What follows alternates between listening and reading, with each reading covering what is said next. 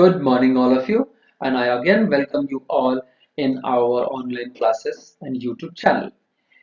So, अभी तक हम लोगों ने लास्ट क्लास में सिक्स क्लास का जो ये वीडियो है मैथ क्लास में, तो हम लोगों ने लास्ट क्लास तक जो कुछ भी हमने सीखा था उसके एक्सरसाइज पार्ट भी हम लोगों ने कर लिया था। अब हमारा जो नया टॉपिक स्टार्ट हो रहा है वो टॉपिक का नाम है एस्टिमेशन। सो एस्टिमेशन होता कैसे है और एस्टिमेशन का यूज कैसे है, so that is the reason हमें उसको सीखना है। सो एस्टिमेशन बेसिकली उसका यूज इस तरह से होता है कि जब हमें किसी नंबर को एग्जैक्टली नंबर में नहीं बताना, एग्जैक्टली फिगर में नहीं बताना। जैसे मैं एक एग्जांपल लेता हूँ कि अगर मैं आपसे पूछूं, जस्ट सिंपली कोई किसी की सैलरी पूछता है, तो इमेजिन करो मेरी सैलरी अगर मिल रही हो 15,432 रुपए, 15,432 रुपीज। ठीक है, जस्ट फिगर है, एग्जाम्पल है, alright, don't take it serious.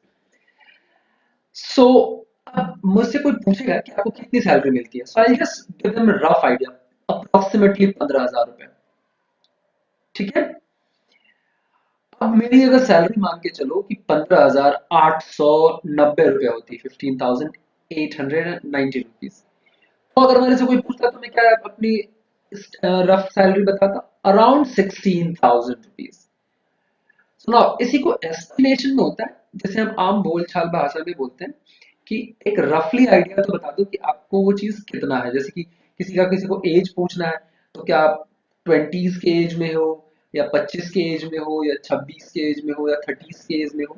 तो that is called a round of configuration and round of estimation. ठीक है, या अगर आपको घर बनवाना है, बहुत लोग आपके मम्मी पापा घर बनवाते होंगे, उनके लिए अगर वो ठेकेदार से पूछते हैं कि भैया कितने खर्च लगेंगे अगर एक फ्लोर हमें बनवाना होता है, तो वही एक रफ आइडिया देते हैं कि 1 लाख रुपए प्लस लगेगा, 1 से 1.5 लाख रुपए के बीच का लगेगा। तो ये एक एस्टिमेशन होती है।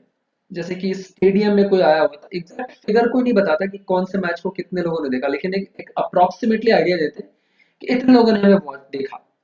So that is called the estimation part.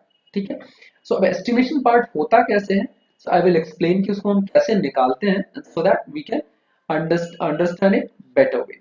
Alright,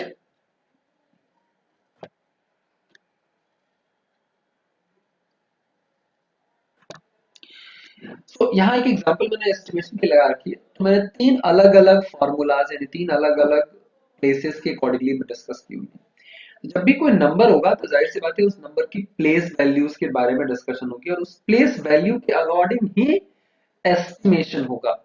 जैसे कि अगर मुझे एक टेप रिकॉर्डर खरीदना है, या एक मुझे मोबाइल फोन खरीदना है, प्लस टेकन रियल एग्जांपल, मुझे एक मोबाइल फोन खरीदना है, तो मेरी एक एस्टिमेशन होगी ना कि मैं 10,000 रुपए तक का एक मोबाइल फोन खरीदूंगा या 20,000 रुपए तक का मोबाइल फोन खरीदूंगा। सो वो 20,000 रुपए क्या है, वो एक आपकी प्लेस वैल्यू है, यानी कि टू की प्लेस वैल्यू आपने थाउजेंड प्लेस पर रखी है, और दैट इज द रीजन आपने 10,000 प्लेस पर रखी है, सॉरी। उसी की वजह से आपने उसको एक अप्रोक्सीमेट आइडिया दिया हुआ है। सो वही चीजें हैं यहाँ पे। अब आपसे ये क्वेश्चन दिख रहा होगा आपको, नियरेस्ट टेंस पे करना है। तो अब हमें जो एस्टिमेशन करना है वो टेंस प्लेस पे डिजिट जो है उसके अकॉर्डिंगली करना है। अब आप देख रहे होगे यहाँ पे मैंने लिखा हुआ है 5430।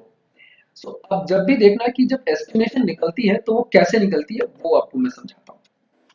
उससे पहले एक थोड़ा सा एक एग्जांपल मैं आप लोगों को समझा देता हूँ, so that you can understand it better.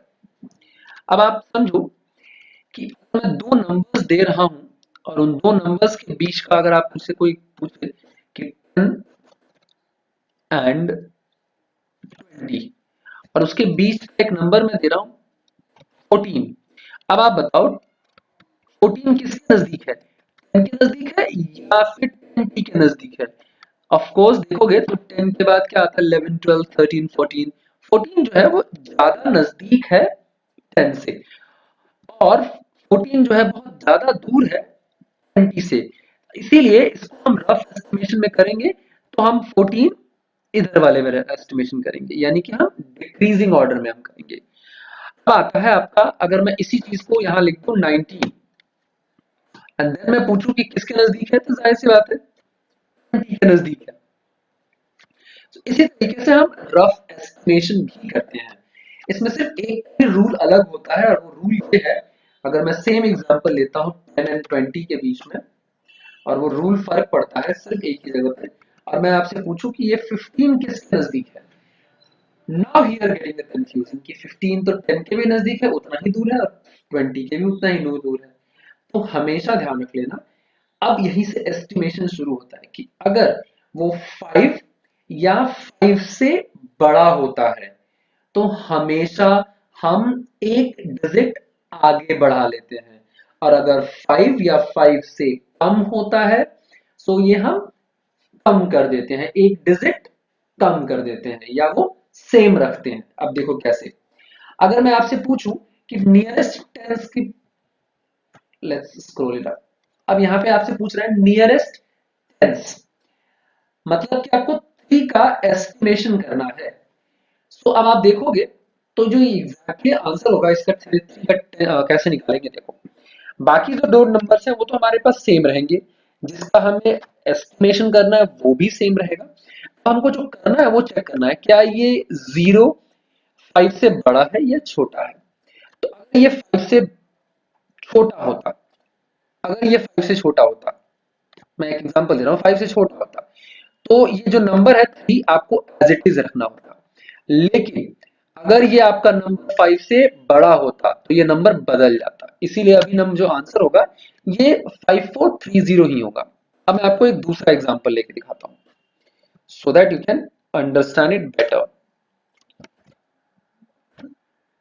अब आपको मैं ले रहा हूं सेम 5438, अब मैं इसको एस्टिमेशन करने के लिए बोल रहा हूं सेम नियरेस्ट टेंथ प्लेस के हिसाब से।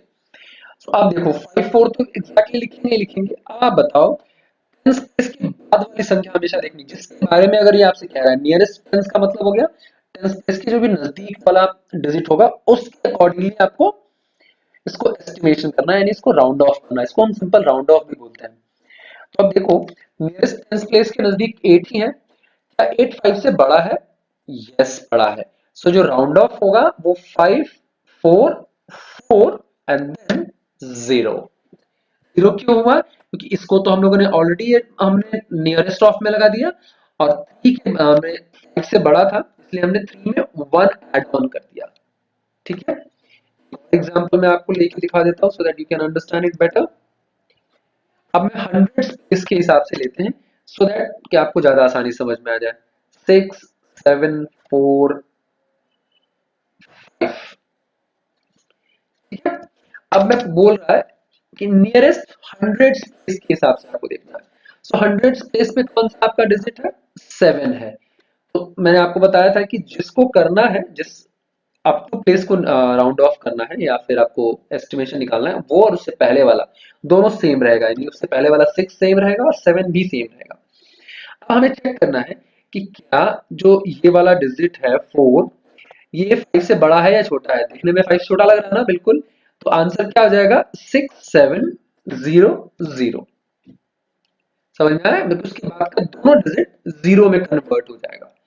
अब मैं एक और एग्जांपल ले लेता हूं। अगर मैं लेता हूं सेम सेम 7 6 6, अब मैं इसका राउंड ऑफ करूंगा तो राउंड ऑफ कैसे होगा? 6 7 के बाद देख रहे हो यहाँ पे 5 से बड़ा है तो इसीलिए यहाँ पे क्या हो जाएगा, ये 8 हो जाएगा, उसके बाद के अंक क्या हो जाएंगे? 0 0। इसी तरीके से नियरेस्ट थाउजेंड्स भी करेंगे, नियरेस्ट 10,000 भी करेंगे। ठीक है, इसी तरीके से ये निकाला जाता है। मतलब हम कहते हैं कि अगर 5 या 5 से बड़ा है तो हम हमेशा उस प्लेस वैल्यू का नंबर और उससे पहले वाला नंबर दोनों सेम रहेगा जिस प्लेस वैल्यू के बारे में बात हो रही है, और उसके बाद हम चेक करेंगे कि 5 या 5 से बड़ा है। अगर वो 5 से छोटा है तब तो वो नंबर सेम ही रहेगा, बस उसके आगे हम 0 0 लगा देंगे, जैसे कि मैंने इसके आगे लगा दिया था। ठीक है ना?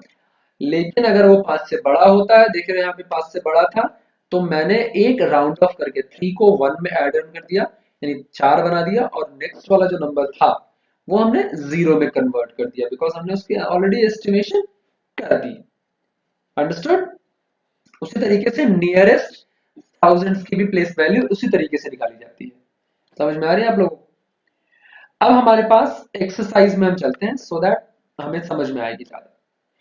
India drew with Pakistan, drew मतलब मैच टाई हुआ in hockey match watched by approximately 15,000 spectators, मतलब जितने भी व्यूअर्स थे in stadium, and 40 million television viewers worldwide. तो ये एक रफ आइडिया बता रहा है कितने लोगों ने देखा, 51,000 से ज्यादा ही लोगों ने देखा होगा, इसीलिए इन्होंने बताया होगा। हम चलते हैं एक्सरसाइज के पार्ट पे, ज्यादा हमें समझ में आएगा। So let's move to the exercise. Where do we approximate? So हम अप्रॉक्सीमेट कहाँ करते हैं ये भी समझ लो। Imagine a big celebration at your home. The first thing you do is find out roughly how many guests may visit you. मतलब एक रफली आइडिया लेते हैं कि 100 लोग आएंगे, 200 लोग आएंगे। तो अगर हमारे पास 200 से 210 लोग होते हैं, 220 लोग होते हैं, तो इसलिए देखा होगा कि हलवाई जब एस्टिमेशन लेता है तो वो पूछता है कि सर 200 लोगों का है तो 210 220 लोगों का वो खाना आराम से बन सकता है। मतलब अगर 200 लोगों का खाना बनाता है तो प्लस माइनस होता है, इसीलिए वो एस्टिमेशन हम निकालते हैं। Estimating to the nearest 10 by rounding off. अब नियरेस्ट 10 राउंडिंग ऑफ कैसे करेंगे, जो मैंने आपको बता दिया। 6 का 10th प्लेस पे हमें राउंड ऑफ करना है, यानी 260 क्लोजर किसके है, 270 के, और 250 भी किसके क्लोजर होगा, 270 के। लेकिन 240 किसके क्लोजर होगा, 240 जो क्लोजर होगा वो 240 ही होगा, पीछे नहीं जाएगा।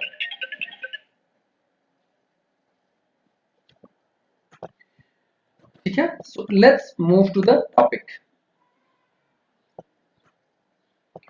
राउंड ऑफ हम 10 के बाद 100 राउंड ऑफ कैसे करते हैं। सो इज 410 नियर टू, देख रहे हो 400 और 500, सो ऑफ कोर्स वो 400 के नियर नहीं होगा, तो इसलिए वो राउंड ऑफ में क्या हो जाएगा, वो 400 हो जाएगा। इसी तरीके से हमें राउंड ऑफ भी करना है। अब चलो हम लोग एक्सरसाइज करते हैं।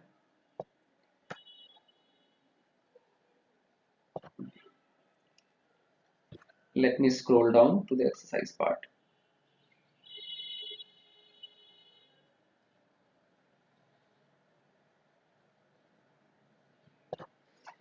हम लोगों ने 1.2 तक हमने कर लिया था। अब देखो यहाँ पे एस्टिमेशन करना है। Estimate each of the following using general rule. अब देखना दो तरह से रूल होता है।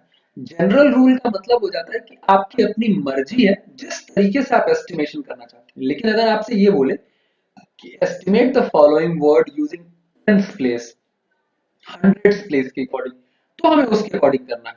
ठीक है, ये जनरल रूल के अकॉर्डिंग है। सो मैं आपको दिखा रहा हूँ कैसे इसको करते हैं। ऑलराइट,